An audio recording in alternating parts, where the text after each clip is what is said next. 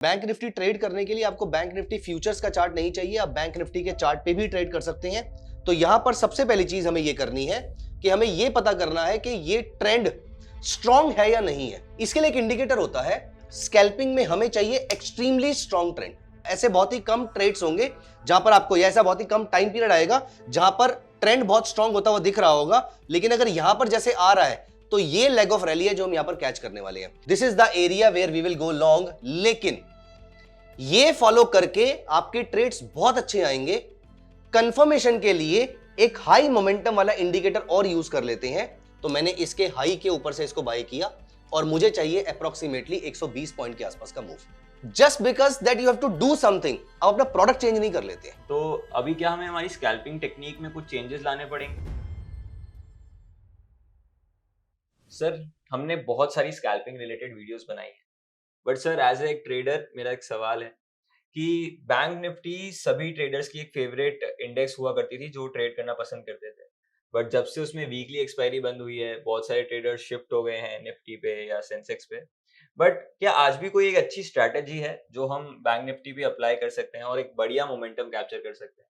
क्योंकि as a trader सबका वो कहीं ना कहीं बैंक निफ्टी से एक लगाव है, एक प्यार है कि उसे ट्रेड करना, क्योंकि सब उससे बहुत हैबिचुअल है। राइट। तो बट अभी सब उससे दूर भाग रहे हैं ना, उसे कोई पूछ भी नहीं रहा है। तो लेकिन आज के तारीख में कोई ऐसी स्ट्रैटेजी है जो हम अप्लाई कर सकते हैं या थोड़ी मॉडिफाई कर सकते हैं अभी की कंडीशंस के accordingly?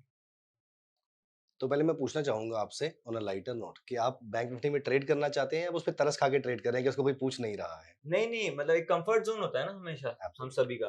I myself I am very attach to this product, क्योंकि मैं आपको इसका रीजन बताता हूँ कि 2020 से ज्यादातर लोगों ने ट्रेडिंग करना स्टार्ट किया था और वहां से सबसे ज्यादा प्रोडक्ट जो वॉलेटाइल रहा था, आई मीन रिलेटिवली सेफ भी था क्योंकि वो इंडेक्स है, एंड दूसरा वॉलेटाइल भी था तो अच्छे खासे मूव्स भी आपको प्रोवाइड करता था। सो ऐसा एक प्रोडक्ट जो ना बहुत ज्यादा वॉलेटाइल ना बहुत ज्यादा नॉन वॉलेटाइल, उस बीच में बैंक निफ्टी पड़ता था। तो जिस भी ट्रेड के साथ आप अपना करियर स्टार्ट करते हैं, अपनी ट्रेडिंग जर्नी स्टार्ट करते हैं, उससे आपका खास लगाव रहता है। And I would say bank Nifty में आज भी ट्रेडर्स ट्रेड कर पाए या ना कर पाए, लेकिन उनका वो लगाव कभी खत्म नहीं होगा। जैसे मैं आपका एग्जांपल देता हूं कि जब मैंने अपनी ट्रेडिंग जर्नी स्टार्ट करी थी अराउंड 17 साल पहले, आई एम नॉट श्योर आज के ट्रेडर्स को ये बात पता है नहीं पता, लेकिन एक होता है निफ्टी, एक उस समय होता था मिनी निफ्टी।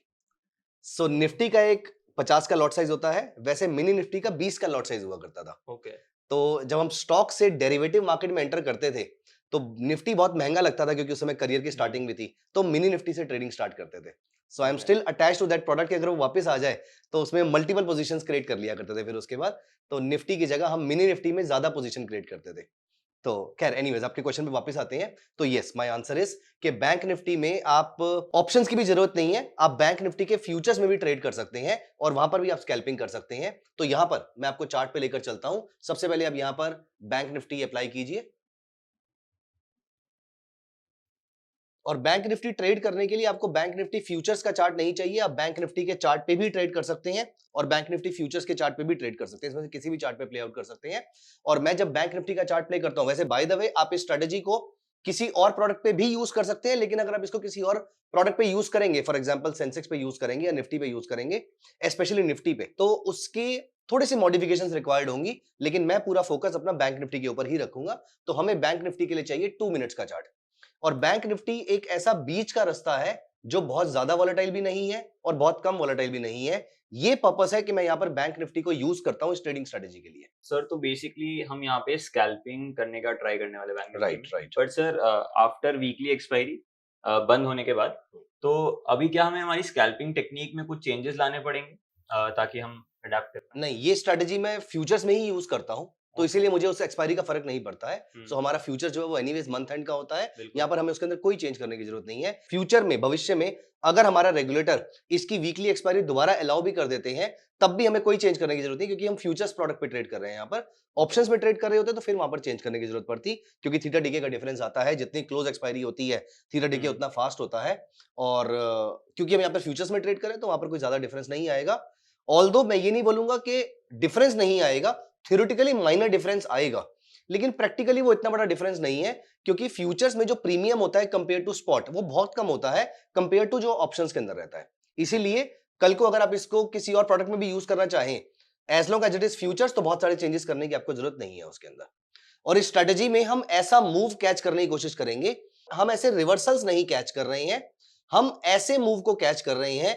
तो इस स्ट्रेटजी में याद रखिएगा कि थोड़ा बहुत मूव आने के बाद हमें जो लास्ट लेग ऑफ रैली होती है वो यहां पर हमें कैच करनी है। ओके।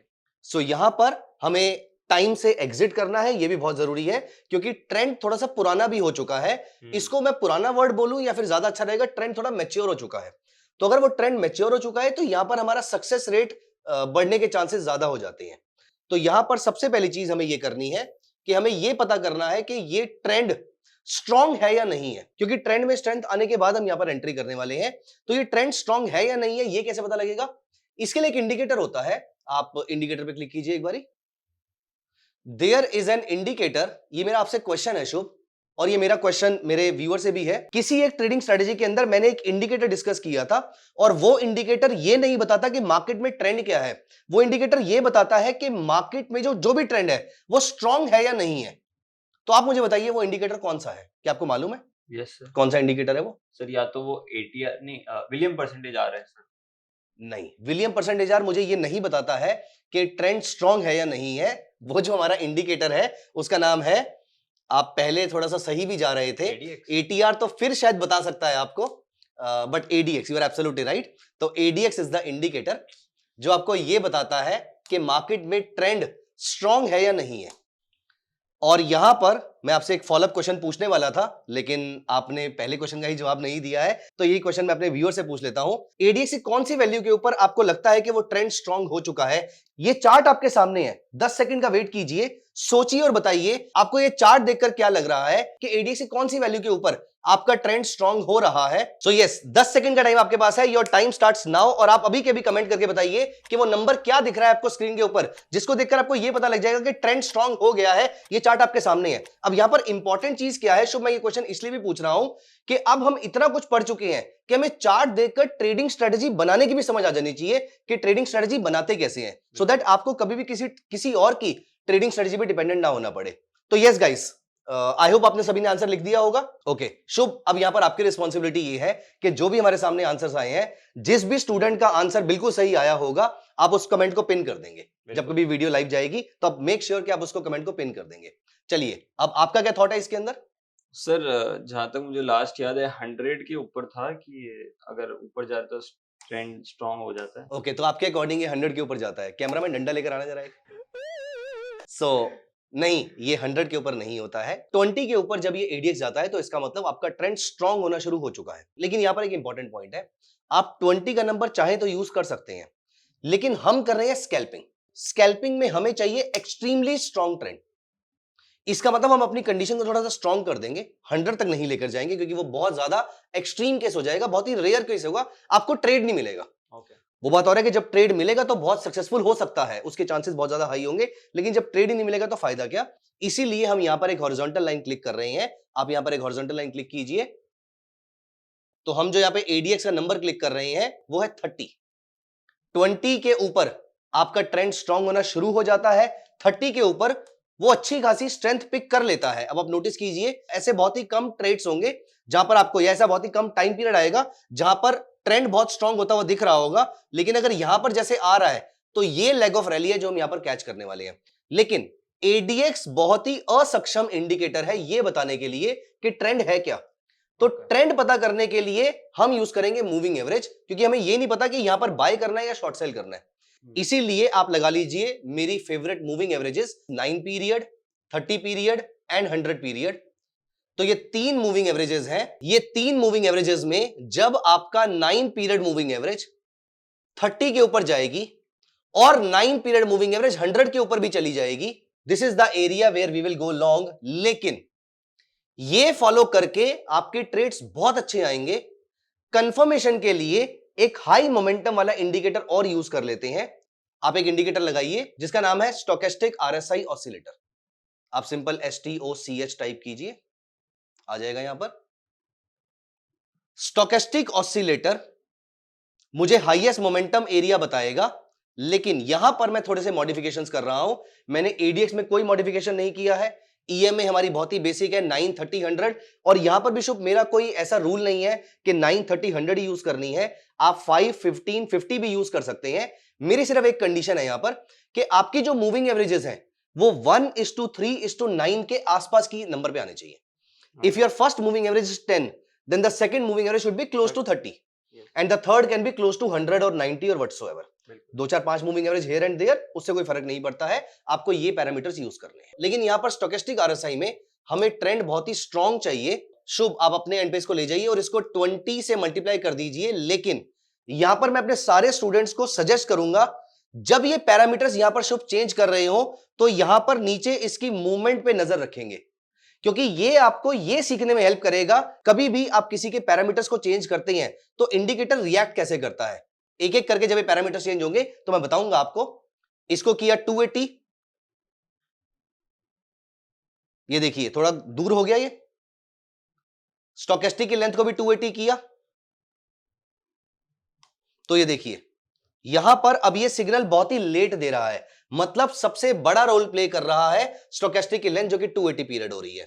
अब हम यहां पर इसको 60 कर देंगे और यहां से देखिए चेंज अलग तरीके से दिखेगा आपको। हाँ, ये देखिए अब यहां पर, और अब फाइनली 60 कर दीजिए। अब आपको ये दूर जाते हुए देखेंगे। आगे बढ़ने से पहले एक इंपॉर्टेंट चीज सुनिए। YouTube पे बहुत सारी स्कैल्पिंग की स्ट्रेटजीज देखकर और बहुत सारा कंटेंट लेकर आप स्कैल्पिंग के बारे में जान तो जाएंगे, लेकिन इसमें बहुत सारी टिप्स एंड ट्रिक्स होती हैं। ये सीखकर ही आप प्रॉफिटेबल ट्रेडर बन सकते हैं। सच में अगर आप स्कैल्पिंग में एक प्रॉफिटेबल करियर बनाना चाहते हैं और आप एक प्रॉफिटेबल स्कैल्पर बनना चाहते हैं तो आपको काम करना पड़ेगा अपनी स्ट्रेटजी पे, अपनी टाइमिंग पे और अपने एग्जीक्यूशन पे। और ये सब आप सीख सकते हो मेरे ऑप्शन स्कैल्पिंग स्ट्रेटजीज कोर्स में, जो कि upsurge.club पे लाइव है। यहां पर आप स्कैल्पिंग के सिर्फ बेसिक रूल्स, स्ट्रेटजीज या चेक्स नहीं सीखते हैं, आप यहां पर सीखते हैं एग्जैक्ट स्ट्रेटजी वो किस तरीके से काम करती है, कौन से प्रोडक्ट्स पे काम करती है, ये सारी चीजें कब एंट्री करनी है, कब एग्जिट करनी है, ये सब आपको मिलेगा मेरी 4 स्ट्रेटजीज में, जहां पर ये चारों स्ट्रेटजीज आपको बताती हैं right entry point, exit point, stop loss और प्रिसाइज टारगेट्स। सो अगर आप एक प्रॉफिटेबल स्कैल्पर बनना चाहते हो तो आज ही इस कोर्स में एनरोल कीजिए, जिसका लिंक डिस्क्रिप्शन में दिया हुआ है। चलिए now let's get back to the video. अब यहां पर मेरा ट्रेडिंग सिग्नल कैसे जनरेट होगा? मेरा ट्रेडिंग सिग्नल जनरेट होगा जब इस एरिया में ADX 30 के ऊपर जाएगा, मूविंग एवरेज बाय सिग्नल देगी और यहां पर मेरे को बाय सिग्नल मिलना चाहिए। ऐसा करने पर if you can pick up a vertical line, इस जगह पर मेरे को बाय सिग्नल मिला, लेकिन यहां पर इस कैंडल का हाई ब्रीच नहीं हो रहा है, इसीलिए हम इस ट्रेड को छोड़कर आगे चलते हैं। यहां पर नोटिस कीजिए, इस जगह ADX ने बाय सिग्नल दिया, यहां पर सेल सिग्नल है, तो मुझे सेल ट्रेड लेना था, लेकिन स्टोकेस्टिक ऑसिलेटर ने मुझे ये सेल सिग्नल नहीं लेने दिया। इसके बाद हम यहां पर आगे चलते हैं। इस एरिया में देखिए एक दोबारा से वर्टिकल लाइन पिक कीजिए वहां से, तो इस एरिया में यहां पर अब ADX 30 से ऊपर चला गया, स्टोकेस्टिक बाय सिग्नल दे रहा है, मूविंग एवरेज दोनों लाइंस को ब्रीच कर चुका है। Please pick up the trend line.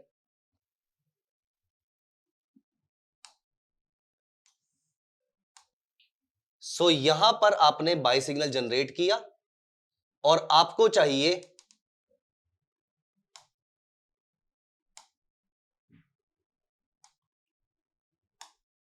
यहां पर आपने बाय सिग्नल जनरेट किया इसके हाई के ऊपर, हम उस कैंडल के हाई के ऊपर बाय करेंगे उसको।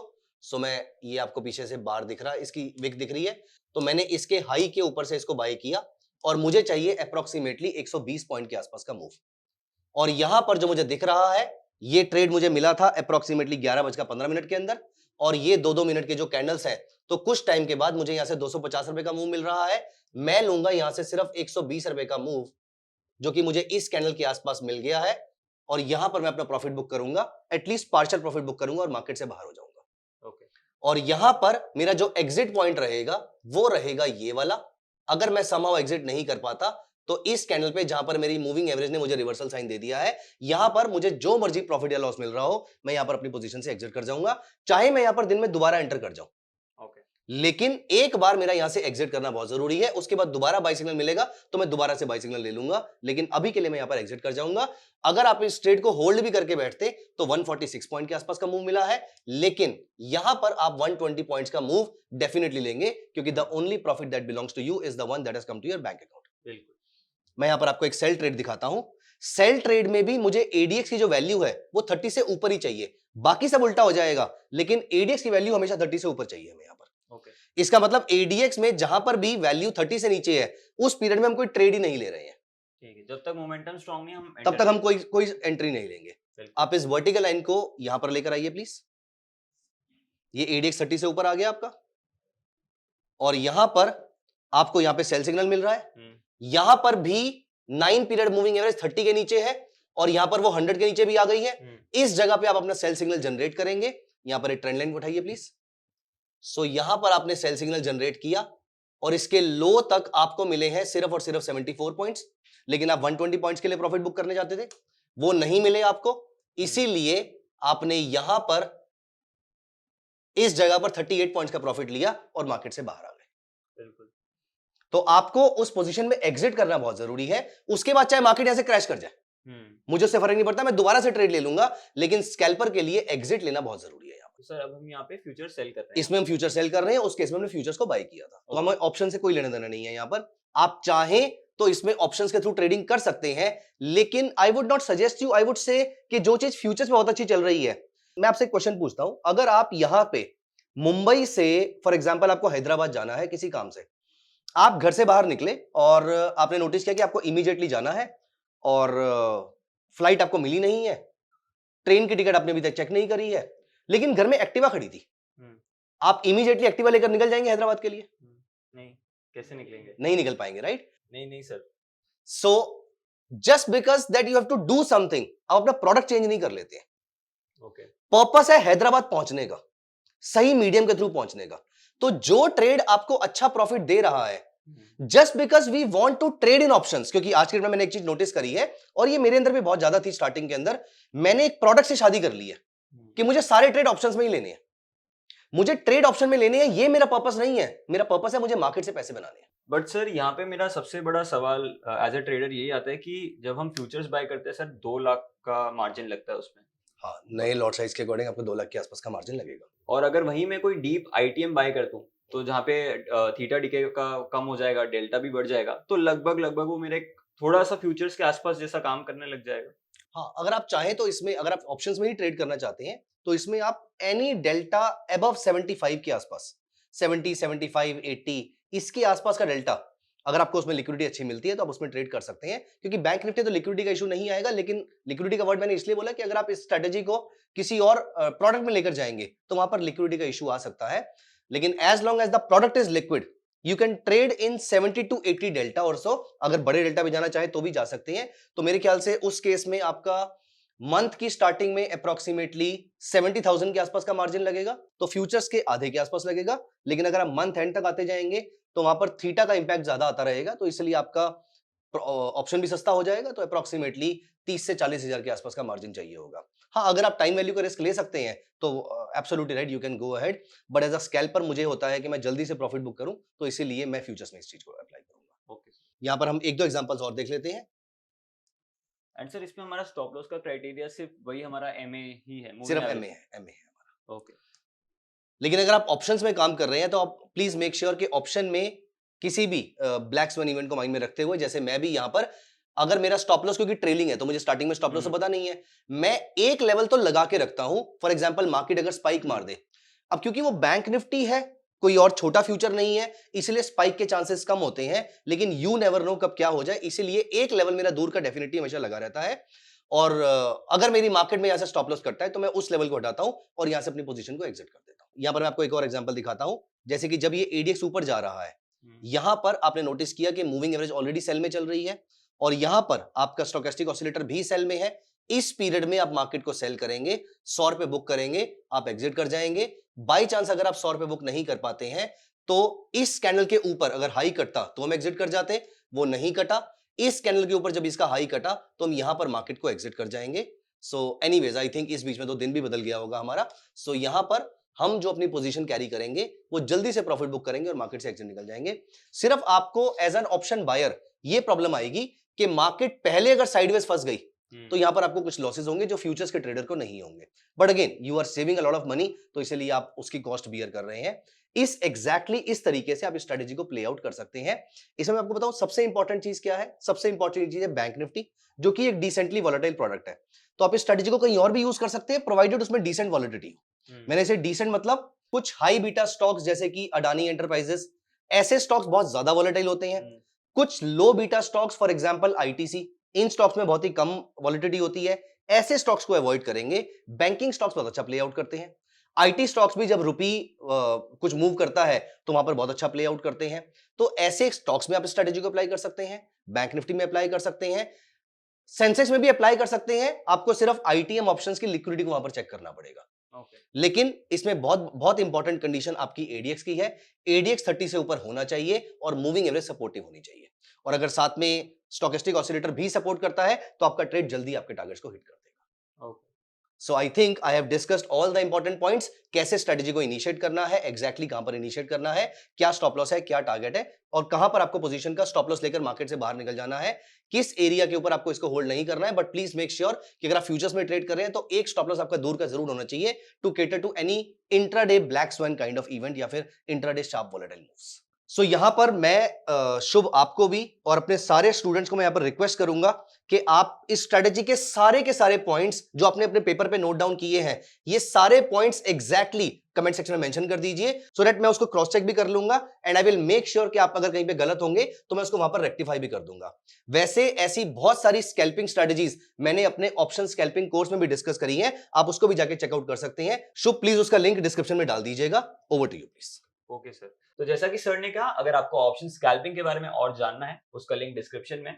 वो एक थोड़ा कॉम्प्रिहेंसिव कोर्स हमने सर के साथ मिलकर बनाया है आप सभी ट्रेडर्स के लिए, जिनको जेन्युइनली ट्रेडिंग परस्यू करनी है, समझना है, सीखना है, सिर्फ उनके लिए।